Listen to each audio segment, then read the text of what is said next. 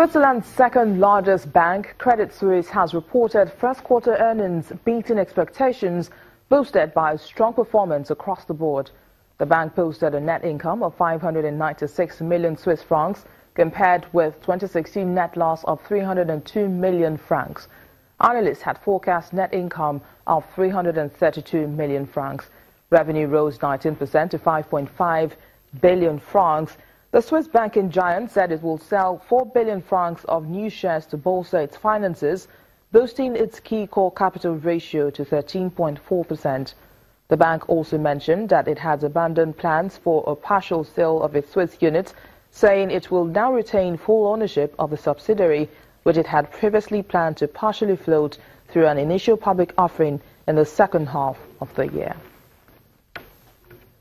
Over now to Kenya, where the telecoms regulator says it's waiting for a full report on an outage that knocked out services for several hours at the country's biggest operator, Safaricom. The operator, which is 40% owned by Britain's Vodafone, suffered the outage on Monday, which left its 27.7 million subscribers out of reach and without access to mobile financial services. The Communications Authority says it's too early to tell if the company would be fined, since the cause of the outage was not clear. Safaricom, which has a 71.2% market share, said full restoration of the network after the outage ended on Tuesday morning, and it was working to maintain stability. The International Monetary Fund is set to launch its Regional Economic Outlook Report on Africa on May the 9th in Abuja, Nigeria, and Dakar, Senegal. The new report is coming after an extensive sub-Saharan African State of the Economy briefing held last week at the spring meetings of the World Bank Group and the IMF held in Washington, D.C. The IMF head of African Department, Abebe Amuru Selassie, speaks to SSA growth before and during the recent commodity boom and bust, while focusing on few countries like Nigeria, Angola, South Africa, as well as the Economic and Monetary Community of Central Africa, called CEMAC. Let's listen.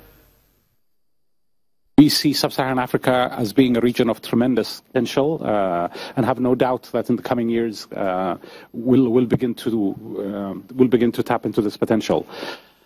However, I mean, reaping this potential requires strong and sound domestic policy measures, as I just laid out.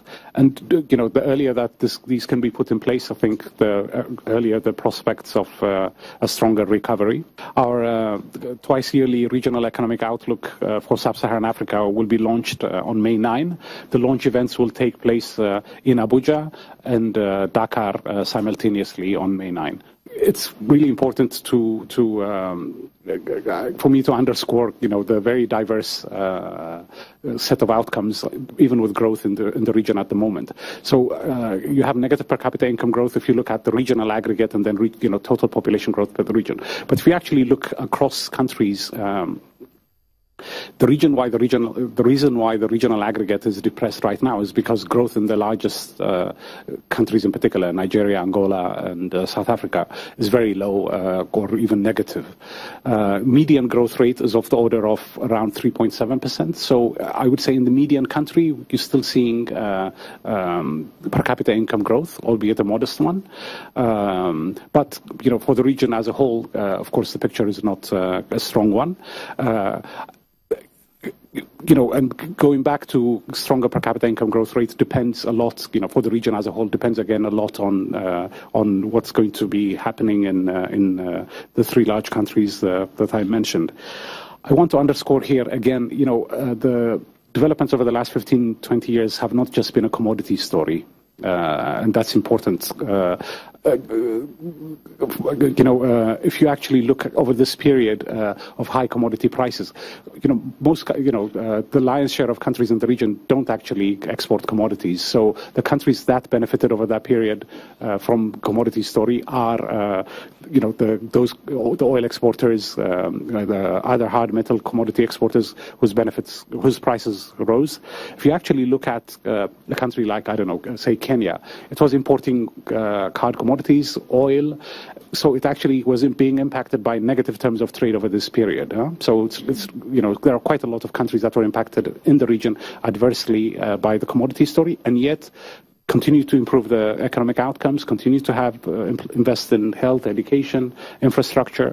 So it hasn't all been a commodity play, and even in those countries which have been commodity exporters, you have seen a significant improvement in human development outcomes. So, I think it would be unfair to say that the commodity super cycle has been wasted. It certainly would be better if many countries had saved a lot more than they did over this cycle. But, there's been, of course, tremendous pressures also to spend and invest those resources also. I think I want to hark back to the summit on December 23rd in Yaoundé, where the heads of states of CEMAC countries, after a day of deliberation and some discussions preceding that, laid out this request, laid out their view on how to tackle the challenges that the region is facing, and requested IMF assistance to do that. But even before they had requested our assistance, they had embarked on a fairly aggressive fiscal adjustment to try and address the decline in oil. 5 out of the 6 countries in the region are oil exporters, so they've lost quite a lot of fiscal and export revenue, and have been trying to address those the challenge posed by that. And of course, a couple of the countries, CAR, but also Cameroon, has been impacted by the ongoing conflict from Boko Haram spillover into northern Cameroon. So, they've been contending with multiple shocks. And finding the circumstances to be quite challenging, they've asked us for our support. What we are doing, or what we are supporting them with, is trying to have a fiscal policy package that is robust and sensible, with a lot of reliance on revenue mobilization in particular, to try and bridge the deficits that they're seeing. And importantly, also working on social protection measures to try and impact any adverse impacts from the required reforms on vulnerable groups. On the bond notes in Zimbabwe, this is something we're beginning to look at. It's of course a recent phenomena.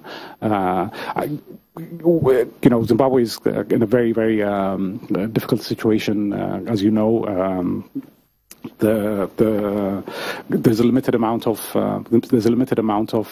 foreign exchange inflows coming in, and no monetary policy tool. So they're in a difficult circumstance right now. We think that going down the bond note route in and of itself will not address the challenges that the country has. So it's very important to have a more comprehensive policy package, which also addresses a lot of the fiscal challenges that the country faces, a lot of the structural reforms that have to be done. So it's, again, more of a holistic package of reforms that are required to get Zimbabwe out of the difficulties it's in right now. And that was the IMF head of African Department, Abebe Amero Selassie, speaking there. Well, that's our program today. Many thanks for watching. I am BC Adebayo.